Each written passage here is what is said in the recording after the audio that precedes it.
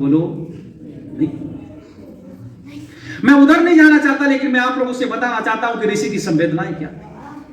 ऋषि दयानंद इस देश की आर्थिक स्थिति को मजबूत करना चाहते। ऋषिवर दयानंद जन जन को उनका सम्मान दिलाना चाहते थे, और भारतीयों के लिए और हिंदुओं के लिए, तथाकथित हिंदुओं के लिए किस तरीके से जिए हैं ऋषिवर दयानंद। शास्त्रार्थ परंपरा को चला करके मैं क्या आप लोगों को बताऊं। शास्त्रार्थ परंपरा, जिस समय एक बार एक पादरी का मैं जिक्र करना चाहूंगा, आपको बताना चाहूंगा, एक पादरी के साथ उनका शास्त्रार्थ हुआ, और जब शास्त्रार्थ चल रहा था, आपस में चर्चा चल रही थी, डिस्कशन चल रहा था, तो उस शास्त्रार्थ में उन्होंने कहा कि तुम्हारे 3 तरीके हैं हिंदुओं के धर्मांतरण करने के। और वो 3 तरीके कौन से हैं? 3 तरीके से हिंदुओं का धर्मांतरण किया गया। पहला तरीका मुगल कालीन तरीका है, तलवार के बल पर हिंदुओं के गर्दन पर तलवार रखी और तलवार रख करके धर्मांतरण किया गया, इस्लामीकरण किया गया। दूसरा तरीका यह है जो अंग्रेजों तुमने अपनाया है। एक पादरी को कह रहे, कितने निडर व्यक्ति थे, जरा देखो, एक पादरी को उसके सामने कह रहे हैं कि तुमने जो तरीका दूसरा अपनाया है धर्मांतरण का, वो ये है कि जब भी देश के अंदर कोई प्राकृतिक आपदा आई है, जब भी देश के अंदर भूखा पड़ा है, अकाल पड़ा है, जब भी देश के अंदर भुखमरी आई है, जब भी देश के अंदर बाढ़ आई है, जब भी देश के अंदर प्लेग जैसी कोई बीमारी फैली है, तब तब तुम अंग्रेजों ने ढोल बजाए हैं। क्यों? क्योंकि भुखमरी बढ़ेगी, प्लेग फैलेगा, बाढ़ आएगी, तो इस बाढ़ में बहने वाले बहुत सारे परिवारों के बच्चे और बहुत सारे परिवारों के लोग अनाथ हो जाएंगे, और उन अनाथ बच्चों को फिर ईसाई अपने अनाथ आश्रम में रखते थे। क्योंकि उस समय भारतीयों का अनाथ आश्रम बनाने की अनुमति नहीं थी। अंग्रेजों के काल में आप पढ़ करके देखो, एक भी अनाथ आश्रम आपको नहीं मिलेगा उस दौरान।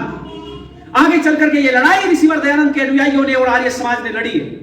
ऋषिवर दयानंद के अनुयायी, और कैसे अनुयायी, इतना प्यार ऋषिवर दयानंद से और आर्य समाज से करते थे, जिनका नाम था लाला लाजपत राय। पढ़ाया आप लोगों ने? लाला लाजपत राय का जीवन पढ़ करके देखना। लाला लाजपत राय ने कहा कि इन अनाथ आश्रमों में तुम क्या कर रहे हो? इन अनाथ आश्रमों में तुम हमारे हिंदू बच्चों का, जो विधवा हो गई है महिलाएं उनका, और जो वृद्ध लोग हैं उनका धर्मांतरण कर रहे हो। इसको रोकने के लिए उन्होंने आवाज उठाई, और जब आवाज उठाई तो उनके खिलाफ मुकदमा चला दिया अंग्रेजों। और यह मुकदमा चला, मुकदमे में जब कोर्ट के अंदर गए तो कोर्ट में लाला लाजपत राय की विजय हुई।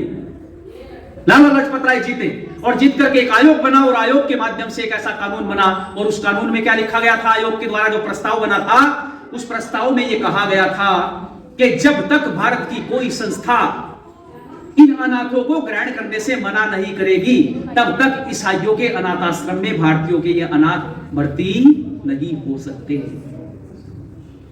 ये बनाया था, ये प्रस्ताव करवाया था लाला लाजपत राय।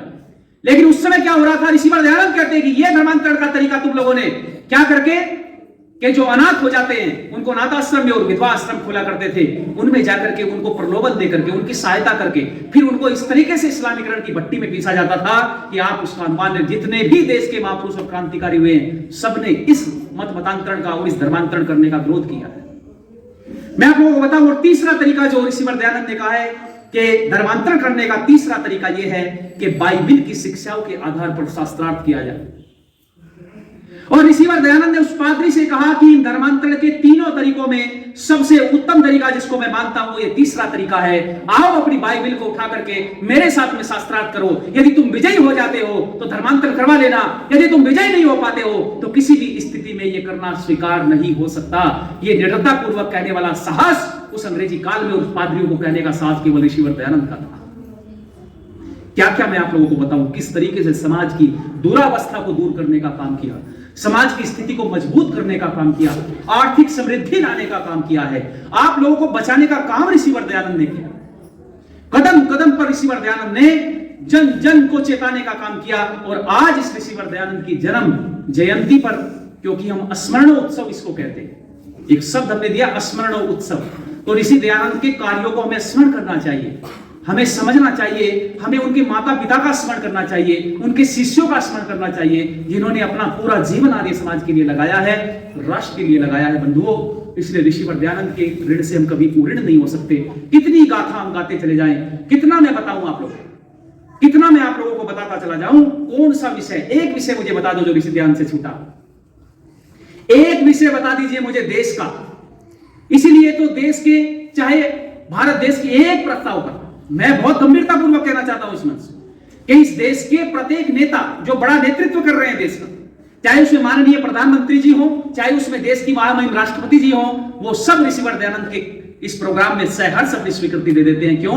क्योंकि वो जानते हैं कि ऋषिवर दयानंद का जीवन न तो स्वयं के लिए था, न कोई मतांतर चलाने के लिए था, न कोई किसी प्रकार का धन बटोरने के लिए था, न किसी प्रकार के चेले और चेलियां बनाने के लिए था, बल्कि ऋषिवर का पूरा संपूर्ण जीवन राष्ट्र के लिए था, समाज के लिए था। इसलिए प्रत्येक व्यक्ति ऋषि के पद चिन्हों पर चलेगा। उनके पद चिन्हों पर चलकर ही हम फिर से भारत